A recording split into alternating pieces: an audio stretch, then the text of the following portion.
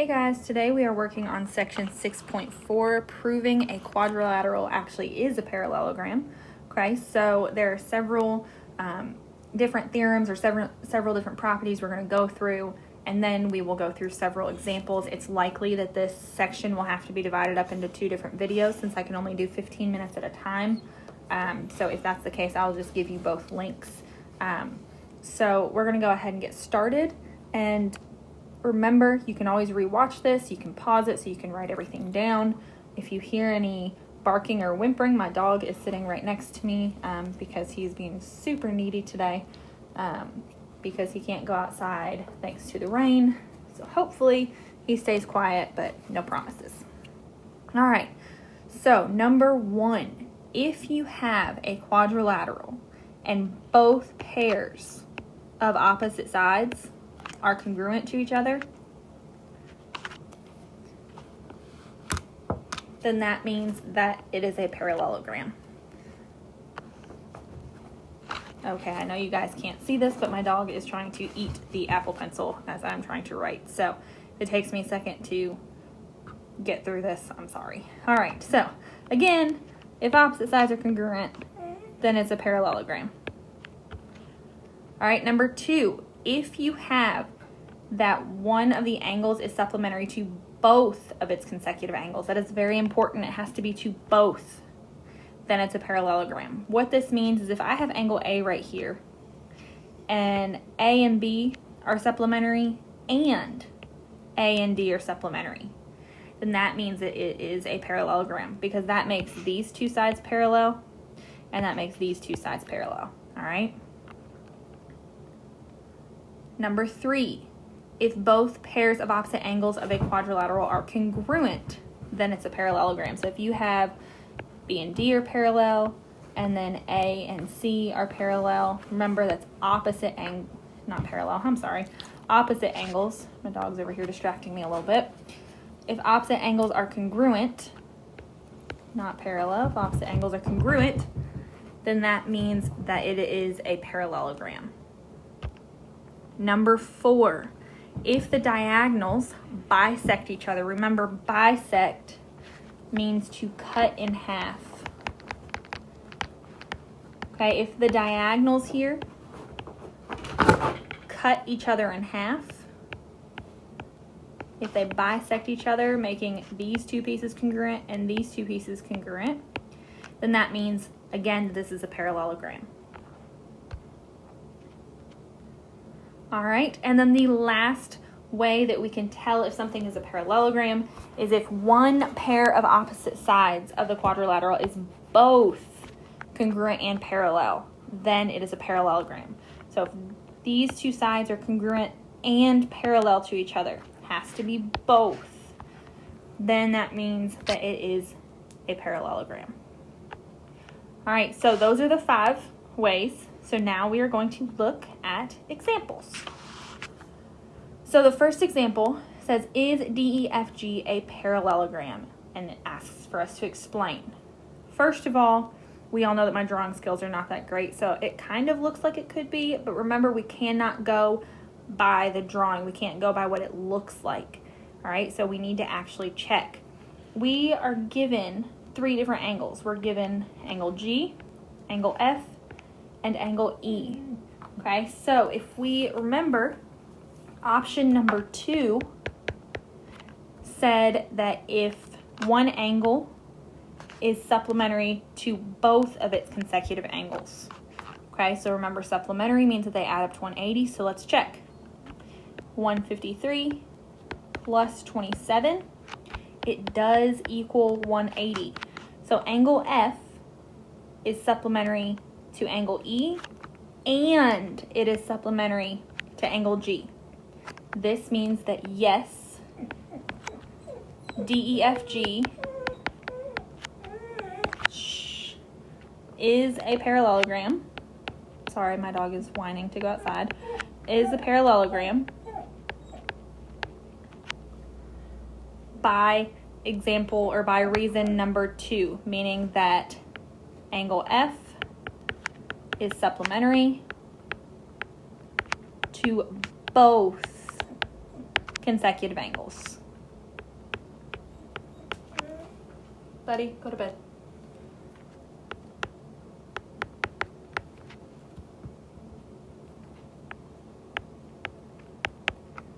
All right. Next example. Is LMNO a parallelogram? If so, explain. Okay, so first, if we look, there are a couple different ways that we can do this. We could look at just one angle. It actually gives us each angle. We could look at just one angle and look to see if it's supplementary to its two consecutive angles. Or we could use option number 3, which says both pairs of opposite angles are congruent. And if we look, we do have that both pairs of opposite angles are congruent. So yes, LMNO is a parallelogram. And your reasoning to explain it would be this example number 3, or the property number 3. All right, next example. For what values of R and S is WXYZ a parallelogram? So remember, in order for it to be a parallelogram, opposite sides have to be congruent. So we are going to have that 4R plus 7 equals 7R plus 1. And we will also have a second equation where S plus 5 equals 2S minus 2. All right, so let's solve for R first. Okay, so first thing, subtract that 4R on both sides. And we're also going to subtract this 1 on both sides. Okay, so we get 6 is equal to 3R. Divide both sides by 3, and we get that R equals 2. Remember, we can always and should always double check this by plugging it in. So for over here, we get 4 times 2 is 8, plus 7 is 15. Excuse me. And then 7 times 2 is 14, plus 1 is also 15. Okay, so R equals 2 is correct. All right, on to the next one. We're going to subtract this S on both sides. And we're going to add this 2 on both sides. So we get 7 is equal to S. And then, of course, we plug it in and check it. All right, so for this top part, segment XY, we have 7 plus 5 is 12. And for this bottom one, we have 2 times 7 is 14, minus 2 also gives us 12.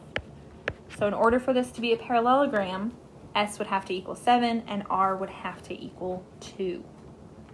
And remember, if I'm going through this too quickly, rewind it, watch through it multiple times, give yourself a chance to actually practice it. All right, the next example, I don't remember what number we're on. So for the next example, what values of A and B is this a parallelogram?